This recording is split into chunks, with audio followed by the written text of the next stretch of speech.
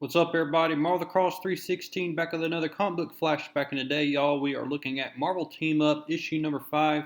This issue was released in August of 1972, and the cover date is November of 1972.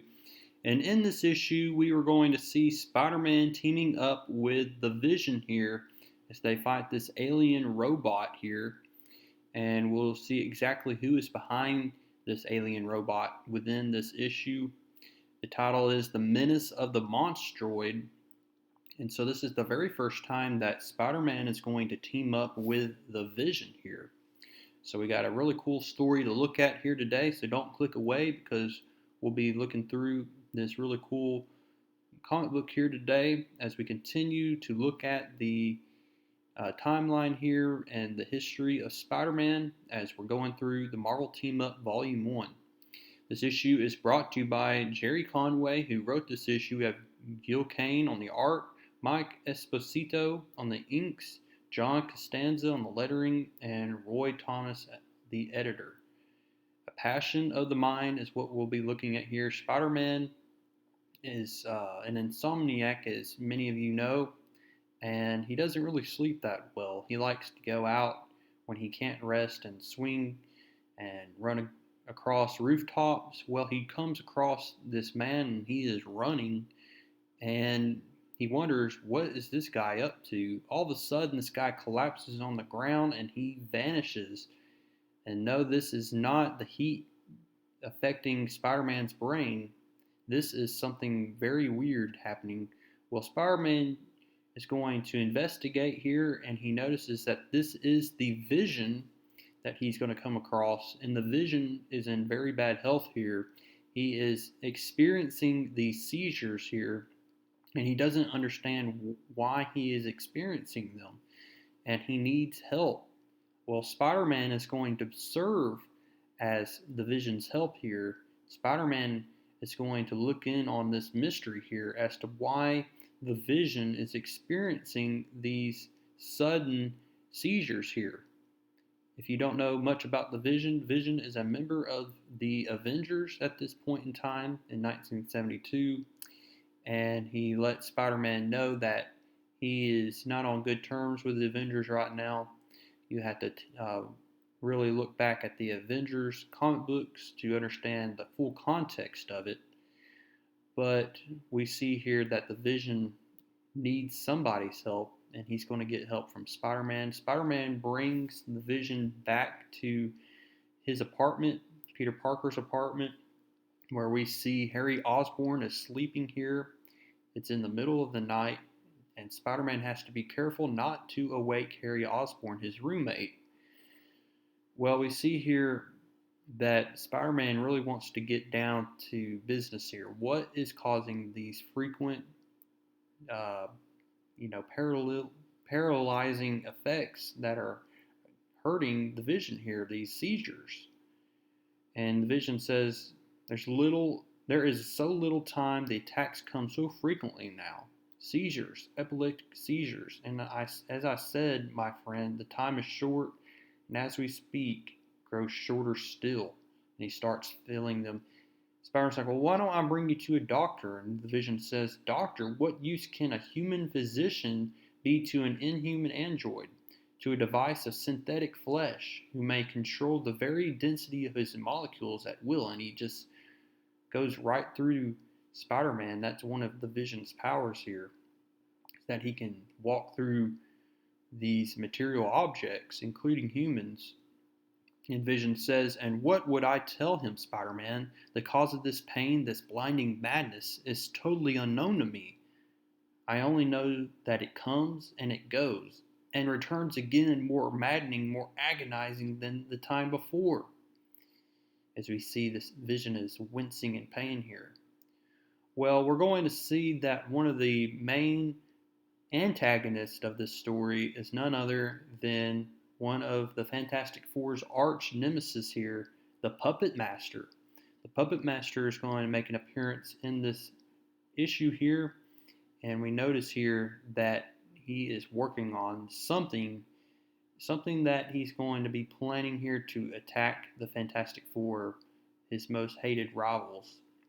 and he, as a puppet master, he is creating this monstroid here that he has discovered.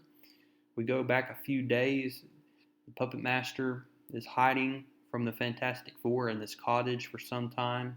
He's laying low. He notices that there's this alien spaceship that plunges right into this lake here.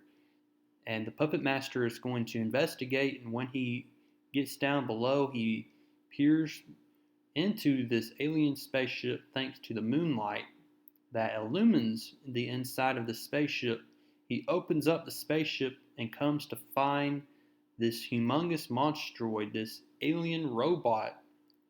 And now the puppet master knows that he can use this alien robot to his advantage by creating an exact model of this alien monstroid to attack the Fantastic Four, and that's what he's going to do here. And we notice that the name of this monstroid is Ballox. Ballox is going to serve as the servant of the puppet master, and the first thing that they're going to do is they're going to attack this jeweler's in Manhattan on Fifth Avenue. And we see that the Ballox, the alien monstroid, is definitely something that modern man is not able to fight against. And we see that the puppet master is going to steal these necklaces here and these jewels. He knows that if he can pull this armed robbery and this robbery here, then he's able to fight against the Fantastic Four. We see that Balak is going to make quick work out of these police officers, destroying this police car. These policemen are just helpless against Balak here. Meanwhile, Spider-Man is still trying to figure out what's going on with the Vision. Well, all of a sudden, Harry Osborn gets up from his bed. He notices that there's some commotion going on in the living room. He thinks it's Peter Parker, tells Peter Parker to tone it down. He's trying to sleep. Well, Peter Parker is not in the living room because Spider-Man and the Vision have leaped out the window now, and they're going to make their way to this hospital. And the Vision lets Spider-Man into the hospital. They're going to use Peter Parker's physics mindset here, as Peter Parker is a physics major here in college at ESU, and he's going to use that knowledge to investigate why the Vision is experiencing these attacks. Well, we come to find out that the Vision has two brain waves, one of his own and one of another being's. So they're going to have to track down where this other brain wave is occurring. Well, it seems that there is a link here between the Vision and the Monstroid, as we'll soon find out. The Puppet Master and Ballox make their way to the Baxter building, where they're going to try to do a sneak attack against the Fantastic Four. They're first met by one of Reed Richards' security alarm systems here, but Ballox is going to destroy that alarm system. And the Puppet Master and Ballox come to find out that the Fantastic Four are not present at the HQ right now. They're gone on a mission, and that just leaves the Puppet Master and Ballox with immediate access to all the Fantastic Four's security projects here. And so this is a very dangerous situation here where the Puppet Master and Ballox are going to be in charge of the Baxter building. Well, Spider-Man notices that this other brain frequency, broadcast frequency, is coming from the Baxter building. So we see that Spider-Man and the Vision, unbeknownst of them, are going to encounter the Puppet Master and Ballox.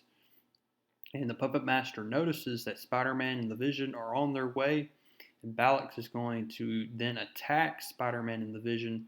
And the Vision starts to experience these seizures again once they get in close contact to Ballox. So something about Ballox here is causing the Vision to experience these traumatic epileptic seizures here. Spider-Man is then left alone here, and he's going to be fighting Ballox, trying to figure out, is this one of Reed Richards' ways of saying hello? And we got some great action scenes drawn by the great Gil Kane here. Meanwhile, the Vision is going to then be attacked by the Puppet Master. Puppet Master doesn't exactly know why the Vision is so distraught. Oh man, these are some really cool scenes here. Spider-Man tries to destroy Ballox's head here by stomping on him, but that doesn't work here. Vision notices that the Puppet Master is holding an exact replica of Ballox here, and he needs to separate him from that puppet. And so we're going to see here, as Spider-Man is fighting Ballox here, the Vision is going to sneak up, and he's going to take that puppet away from the Puppet Master, causing it to fall to the ground and smashing to the ground. Puppet Master is then left unconscious, and Vision now is in clear thinking. The seizures are over, and once the Puppet Master has left control of Ballox, Ballox himself falls to the ground. Ballox is powerless at this point. And the Vision clarifies to Spider-Man here that the other brainwave was in fact Ballox. And Ballox is actually a creature from a Skrull scout. He's from the Kree-Skrull War that occurred in Avengers issues number 89 through 97. Definitely recommend checking those issues out. Really cool storyline. But anyway, y'all, the Vision looks like he's back to full health and good standing, and he's going to make his way back to the Avengers. And Spider-Man definitely served as a great help for the Vision in this issue. So that's how we end this issue. Hope you liked it. We'll be looking at issue number 6 coming soon. But until then, go ahead now and drop a like on this video. That'd be much appreciated.